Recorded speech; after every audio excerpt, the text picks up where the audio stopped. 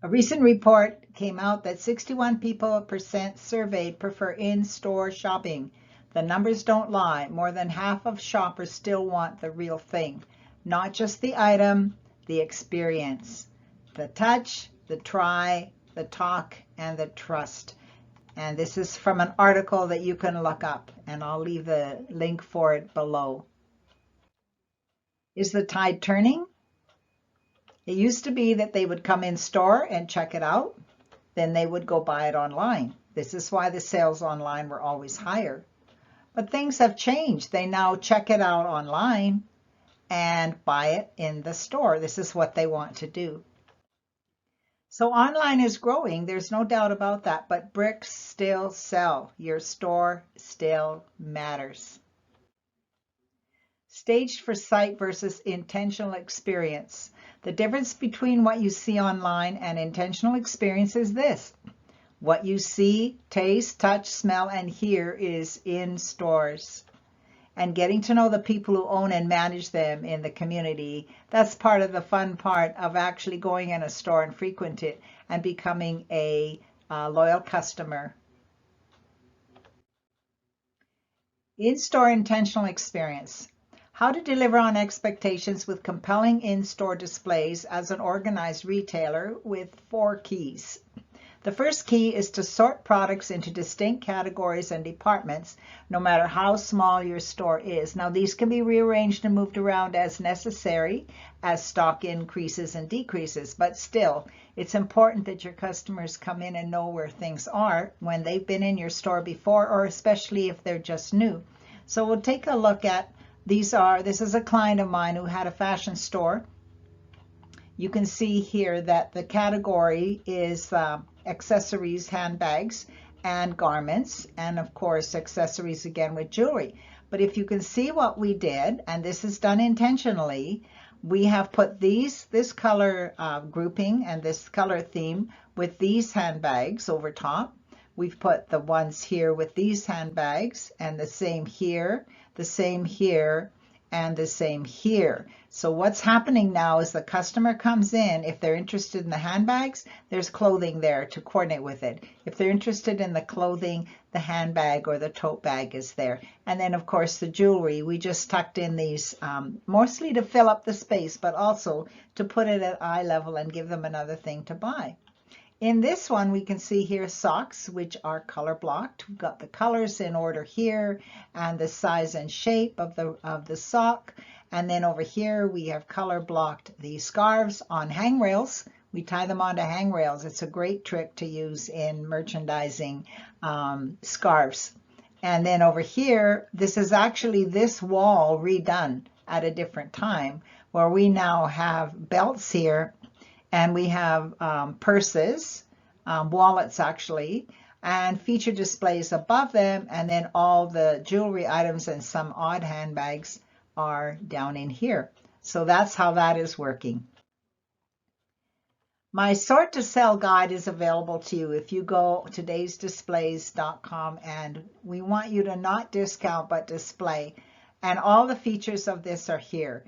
If you're a retailer planning a store refresh or reset, if you're struggling to find logic in your floor layout, if you're preparing for seasonal rotations or promotions, if you're tired of just tidying and not truly transforming, this sort to sell guide will work for you. Here's a list of 10 ways to separate your departments into categories, each with 3 actions to consider. And then this sheet is actually a breakdown worksheet to help your staff stock your store. So these are available with these features, and these are the things that you will get from having this little item. It's a PDF and it's totally free, so feel free to pick it up and begin to sort your items. In-store intentional experience is also how to deliver on expectations with compelling in-store displays as an organized retailer. And key number 2 is to create feature displays in high traffic areas that send an idea to a targeted buyer, meaning that they are staged with products and props. Here's an example of high traffic area. I have a saying, 100% go by your windows. Of that 100% that go by, what percentage are you impacting? And you can do it by following some of the tricks of the trade, mainly anything that is light and bright and white will show up more in a window, especially during the day. So that's where the first impression is. Secondly, as soon as they come in the store, you want a feature at the front of an aisle, what they call a front of an aisle and a back of an aisle. The front of an aisle gets their attention here, and then the back of the aisle feature makes you want to go back there and look closer and see more of what's there. Even at a till, I call this your signature wall, where you should have your logo, just like they do in hotel lobbies. And at the till, you can have a lot of feature displays, which we call impulse items, that will be bought and purchased when the customer comes and they're prepared to pay for their item. And then, of course, when you look down the aisle and see all the garments here, you can see a feature display at the front here.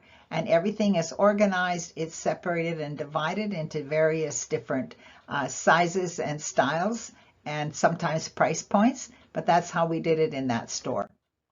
So key number 3 is to amuse, don't confuse. Stop or move the shopper's eye to what you want them to see. Here we stop them because we want them to see the accessories. They're all in one place. They're easy to shop.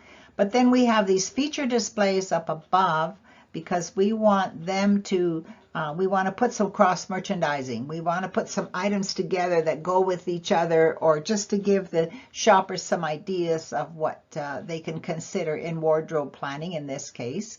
And then when they go through to the back of the store, here now, of course, we have this beautiful chandelier, and it happens to be right over the three-way mirrors. You can see a chair that's here. Now, a lot of times people will take their coat off middle of winter. They often take their coat off, put their purse on there so that they have hands free for shopping. If they bring their husband in, and I had a client in Toronto who was a fashion designer, and she actually had a comfortable chair with a magazine rack next to it, and she always had the latest newspaper delivered to her store. So the husbands and the men would come in happily with their coffee and sit down and read the paper, and leave their wives alone and let them do their thing. And then, of course, you can see there's a dressing room. You can see that there's a three-way mirror under this beautiful light. And the three-way mirror happens to be reflecting posters that are on the wall. This is the washroom door, and it's also got a poster on. Posters are like feature displays. That's where your supplier has taken and gotten a model and the outfits and the photography and done it all. So you should take advantage and use those when you get them from your supplier. And then here, just between the jean area and the dressing room, and there were 3 dressing rooms there, you can see that we have got 2 mannequins sitting on this little stand. And of course, the mirror there is also reflecting what's across the room. But the key thing here are these shoes. These shoes are here so that if someone comes out of the dressing room and they want to just quickly slip on a pair of shoes, especially with pants to see the height from the floor with different heights, that's what we had put there for that convenience. So see, your in-store intentional experience is all working in these examples I'm giving you. Key number 4 is rise and shine. Eye level is buy level. Rotate products into prime selling space to keep shoppers looking for more. Now here, the prime selling space for jeans is right where you would expect them to be. Easy to find, easy to look. And of course, the feature displays above, where we've taken a few of the key designs or styles, and we have put them on the forms, and they are there showing you how they work. And sometimes we turn them to the back, especially if they have fancy embroidery on the pockets or something that makes the back really interesting, then we'll turn that to the back. And of course, you can see here too a poster that comes from the company. Now, this is a close-up of this because this particular line of jeans has 4 different shapes, body shapes that they feature. And so this poster is showing you right at eye level. Any customer coming by there, when she looks there, it's right in her eye, right in her face, easy to read and see. And then she can identify that. And if you look along here, you will see that the jeans in the cubby holes, which is where they're styled, sized, and colored, are also put in, arranged according to these shapes. Super easy for the customer to see what they're looking for and know why they need a certain thing. And then here, when you turn around, you can see these here. When you turn around and start to go out of the shop, you still have interesting things along the way to stop and see. And your eye, these I designed and had these retrofit into her store when we redid it, because this stops your eye. You know, if you don't do that, before we redid the store, people used to come in and think it was a secondhand store or consignment shop. When we finished doing all these upgrades, people would come in and feel like they were in a downtown high-end boutique. And so again here, this is a front of aisle issue. End of aisle on this side is her till and service counter. End of aisle this side, of course, is the front door or the exit. Stats show the tide is turning. Shoppers want to return to stores, but only the stores that are ready to offer a real experience. If they come in and they don't have a good experience or a real experience, and they have high expectations of stores more than they do of online shopping. So learn how display and merchandising can turn browsers into local buyers. It's not about more stuff. Trust me, it's never about more stuff. It's about doing the best with what you've already got. And you can have some very old stock in your store, and you move it and put it in the right place and do the right thing with it, and instantly it gets attention and instantly it will sell. Even onesies or one-offs. It's about smart display. So do you want to upgrade your in-store experience? Let's make sure that what they see is what they buy, because they've had a chance to touch it, to try it on, to smell it if there's a fragrance involved, and to taste it if it's something that is edible. So this is why I'm offering my book. It's a free book, PDF download, 38 pages, and it follows the my client Velda as we organized her store to increase traffic and boost sales by 70% in 3 years until she successfully sold her business. And this is what she said: more productive staff, every item had a place, reducing wasted steps and maximizing efficiency. Organized supplies, saving time and preventing overpurchasing and improving workflow. Engaging displays, customers browsed longer, found add-ons easily, and spent more.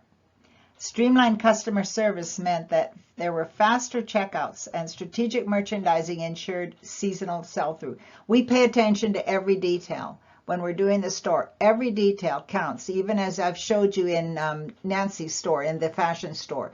All the little things we did, this was intentional and we were conscious of it, but it made a huge difference in the sales.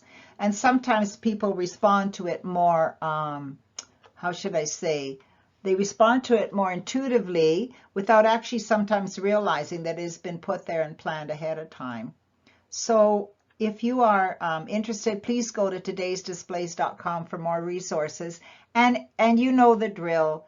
Feel free to subscribe so you get more of my videos. They come out once a week. And other resources we're building all the time based on what our playlists are each month. And also leave a comment, which I will check, and let me know that you liked it. So we'll talk soon and see you in the next video. Bye.